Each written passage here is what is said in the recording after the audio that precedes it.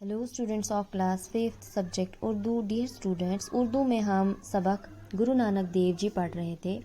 आज का जो हमारा सबक है वो है सवाल नंबर 6 इसका। नीचे दिए गए लफ्ज़ों को जुमलों में इस्तेमाल कीजिए। यहाँ पे हमारे पास कुछ अल्फाज दिए हैं, हमें इनके जुमले बनाने हैं।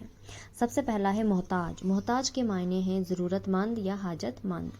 ठीक है, तो इस पे जुमला हमने बनाया, मोहताज की मदद करनी चाहिए। जो ज़रूरतमंद होते हैं, जो हाजतमंद लोग होते हैं, हमें उन्हें उनकी मदद करनी चाहिए। दूसरा है मुफलिस। मुफलिस होता है गरीब।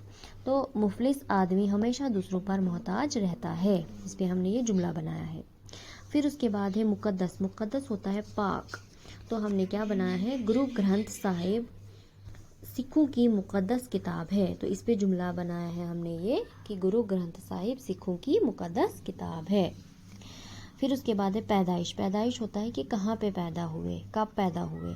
तो गुरु नानक साहब की पैदाइश 600 साल पहले तिलवंडी गांव में हुई थी। कि गुरु नानक साहिब जो है वो कहाँ पर पैदा हुए थे, 600 साल पहले तिलवंडी गांव में पैदा हुए थे।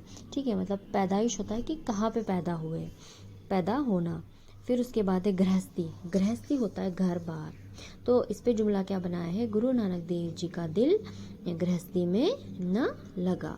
तो बच्चों, ये था हमारा आज का सबक। सवाल नंबर 6, नीचे दिए गए लफ्ज़ों को जुमलों में इस्तेमाल कीजिए।